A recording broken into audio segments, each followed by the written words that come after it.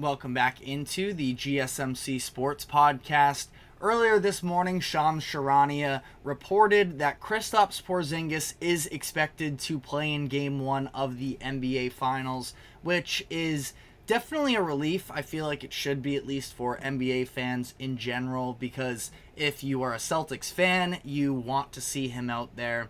If you are a Celtics hater, which I know there are a lot of them out there, it was going to be, I wouldn't say an excuse, but definitely a reason to not fully bury the Celtics if they were to lose this series.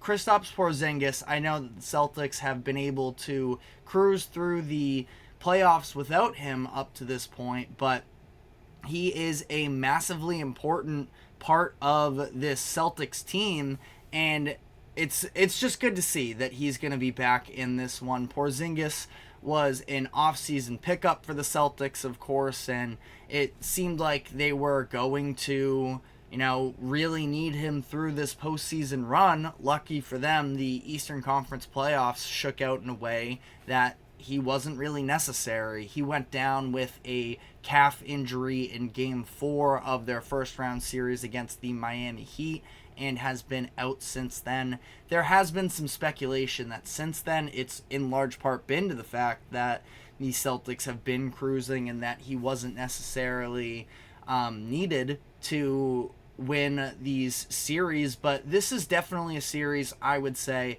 that the Celtics are really going to need him, because like I mentioned, the Dallas Mavericks have been in elite defense to close the regular season, and we've seen it in the postseason so far.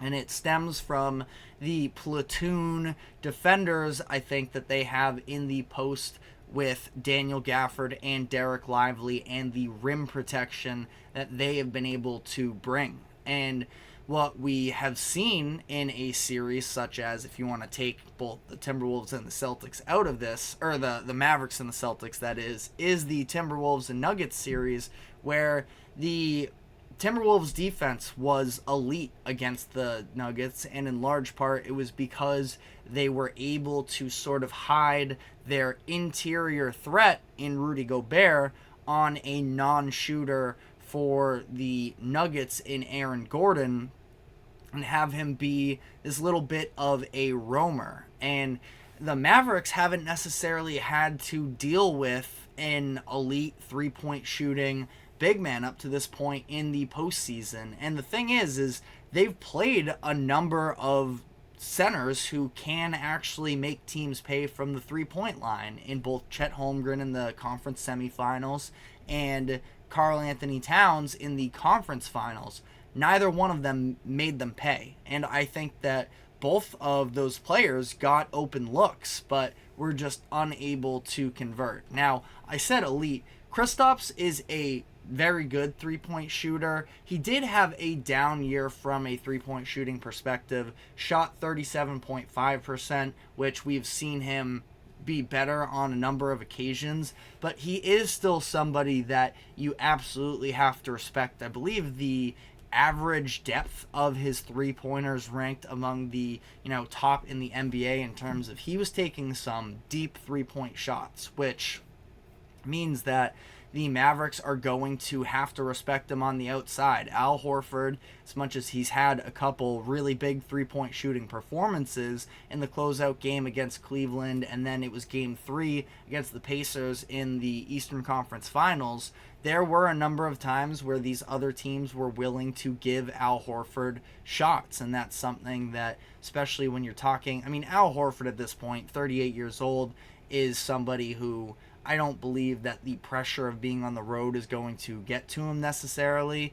but especially when you're on the road, maybe you sag off a little bit more and try and make Al Horford bury these shots, even though, Game 3 was on the road against Indiana. But, regardless, I think that the Celtics are going to do a better job of spacing out the Mavericks defense and maybe try and pull away that two-headed threat down low of Gafford and Lively, whoever is in at the time. So that's definitely a massive piece of how the Celtics are going to run their offense, is try and have Porzingis space out. But another part that I'm interested in, because the Mavericks, now that they have Maxi Kleber back as well, who is somebody that I think coming off of the bench, providing a little bit of a variety in the types of lineups that this Mavericks team can run with him, either at the 4 or as a little bit of a smaller stretch 5. I mean, Adrian Wojnarowski, when he was first reporting on Maxi Kleber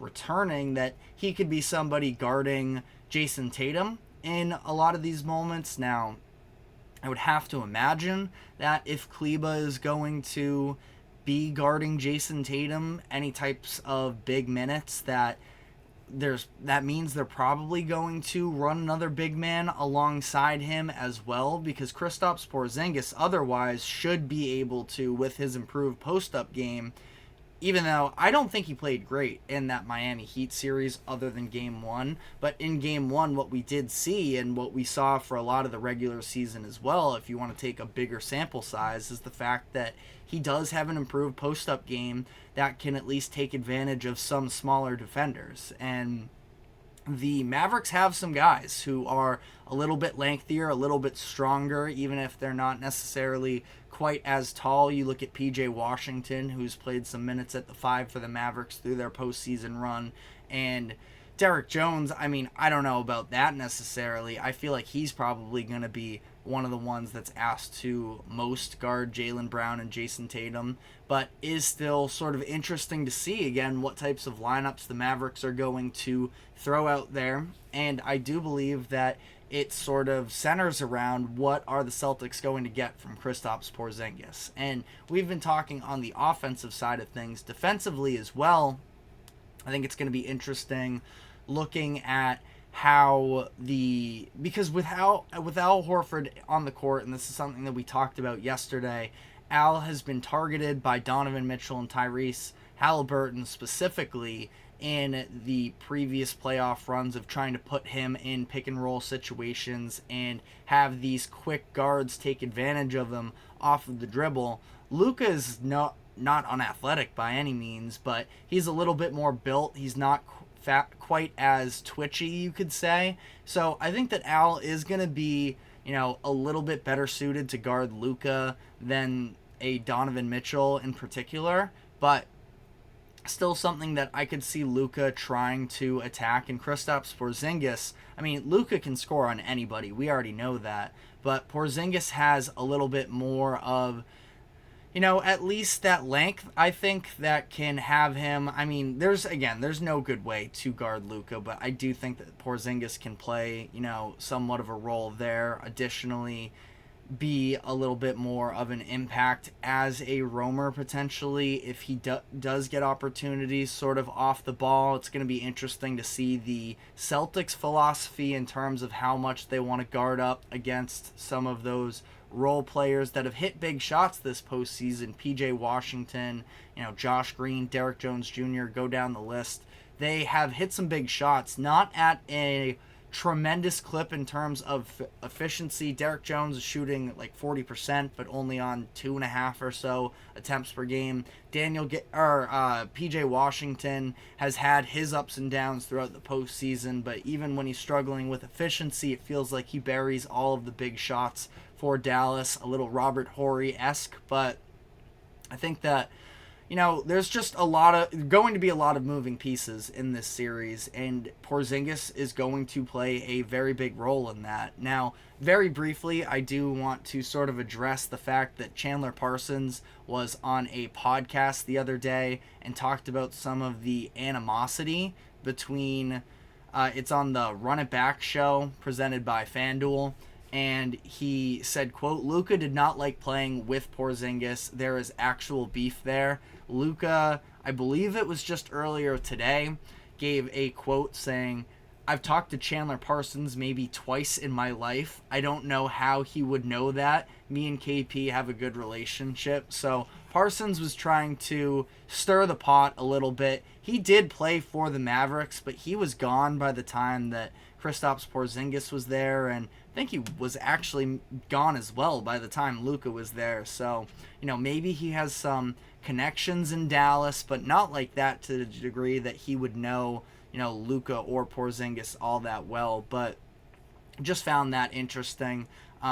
Maybe Luka was just shutting it down for the sake of not giving the Celtics any extra bulletin board material. But let me know your thoughts on that whole situation in the comments section. But let me know what you think that Kristaps Porzingis' impact could have on this series. We're going to be taking our next break here. We've done a lot of finals today, but there was another NBA story that came out yesterday about Brandon Ingram and the New Orleans Pelicans in terms of where they are at in their contract negotiations and what to expect this offseason. So we're going to be taking a quick break, and when we come back on the other side, we're going to dive into that. Stick with us. We will be right back.